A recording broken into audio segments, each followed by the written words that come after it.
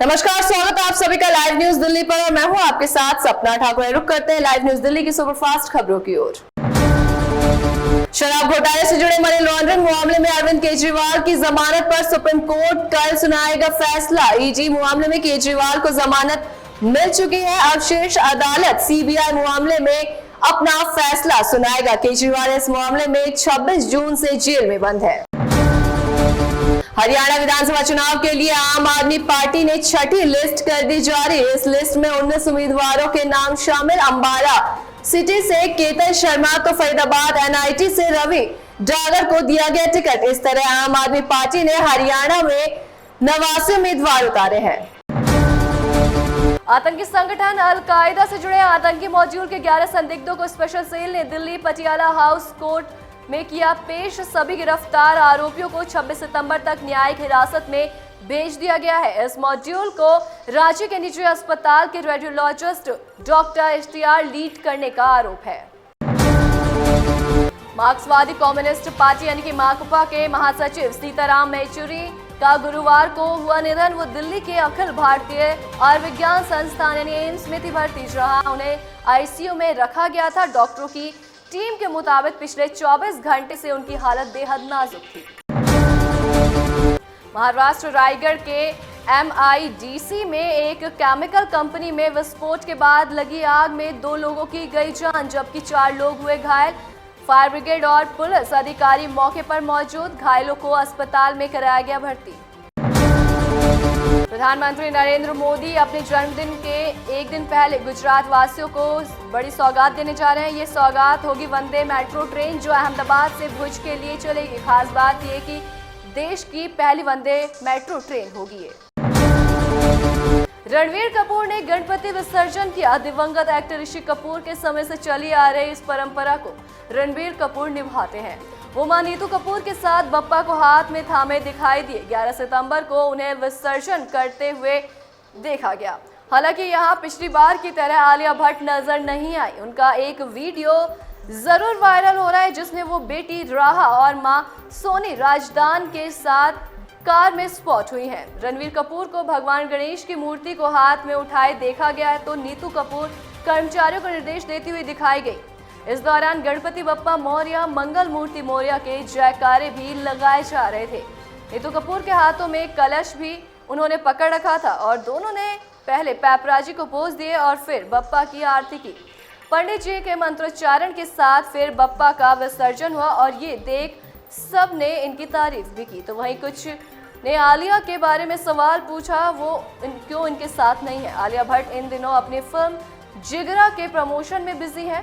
वो 11 अक्टूबर को रिलीज होगी। उनका बेटी राहा के साथ एक वीडियो सामने आया, जहां वो कार के अंदर उन्हें गोदी में बिठाए हुए नजर आ रही हैं।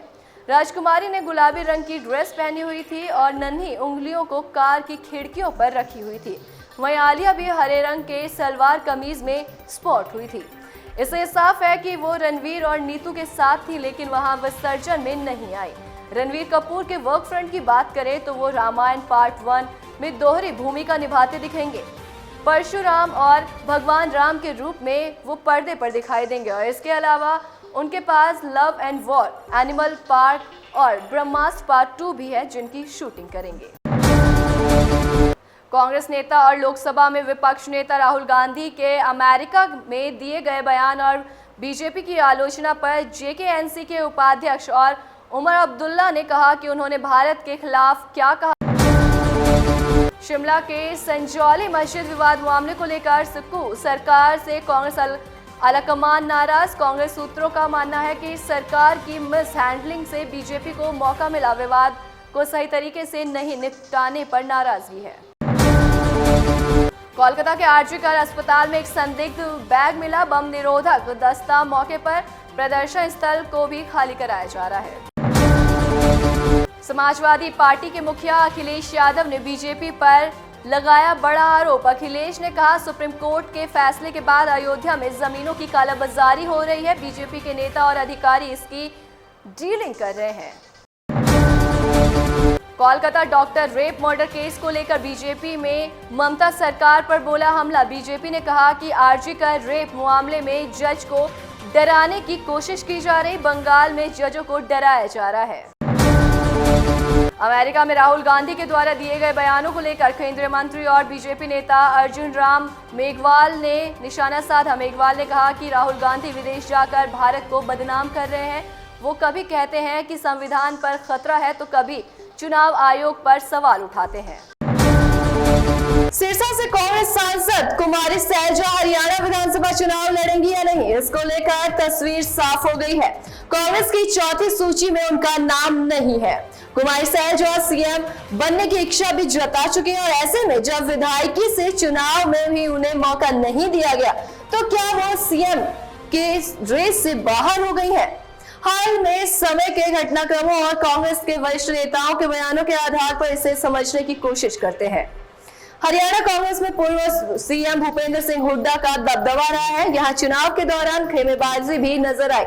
विधानसभा चुनाव की घोषणा से पहले हरियाणा में कांग्रेस की ओर से यात्रा निकाली गई, जिसमें भूपेंद्र सिंह हुड्डा के खेमे में अलग और कुमारी सैलजा अलग यात्रा करती हुई नजर आई। इसको लेकर कुमारी सैलजा का शिकायती रुख भी सामने आया था। उनकी नाराजगी की बात भी आ रही थी, लेकिन पार्टी नेतृत्व की ओर से और खुद कुमारी सैलजा ने कहा कि पार्टी एकजुट है। लोकसभा चुनाव में जीत के बाद से कुमारी सैलजा हरियाणा में बड़ा चेहरा बनकर उभरी है। सांसद बनने के बाद भी हरियाणा विधानसभा चुनाव में उनकी चर्चा होने लगी, क्योंकि उन्होंने खुद चुनाव लड़ने की इच्छा जताई और सीएम बनने के सवाल पर कहा कि ऐसे इच्छा रखने में बुरा क्या है, लेकिन फैसला तो हाईकमान ही करेगा। टिकट बंटवारे में पेच फंस गया, न तो उन्हें विधानसभा का टिकट दिया गया और न ही उनके खेमे में लोगों का टिकट बंटवारे में वर्चस्व दिखा। टिकट बंटवारे में भूपेंद्र सिंह हुड्डा भारी पड़े, वहीं उनके सीएम फेस बनने के रास्ते में भी हुड्डा खेमा आगे है, जो उनके सीएम चेहरा बनने के खिलाफ है। हालांकि कुमारी सैलजा के विधानसभा चुनाव न लड़ने की अटकलें भी तेज लग रही हैं। जब पार्टी नेतृत्व की तरफ से बयान आया था कि सांसदों को विधानसभा का टिकट नहीं दिया जाएगा, हालांकि राहत की बात यहाँ रही कि हरियाणा प्रभारी ने कहा कि जो चुनाव नहीं लड़ रहे हैं, इनका मतलब ये नहीं है कि वो सीएम चेहरा नहीं बन सकते। जिसके पास विधायकों का साथ है, आलाकमान का आशीर्वाद है, वो बिना चुनाव लड़े भी सीएम बन सकता है। और ऐसे में कांग्रेस की जीत की स्थिति में वो सीएम चेहरे की रेस में बन सकती है, क्योंकि वो बड़ी दलित चेहरा है। एक महिला और दलित को सीएम चेहरा बनाकर कांग्रेस अच्छा संदेश भी देने की कोशिश कर सकती है। देश दुनिया की तमाम छोटी बड़ी खबरों से जुड़ने के लिए देखते रहें लाइव न्यूज दिल्ली। नमस्कार। अभी सब्सक्राइब करें हमारे चैनल लाइव न्यूज दिल्ली को और साथ में बेल आइकन दबाना ना भूलें। Live news Delhi.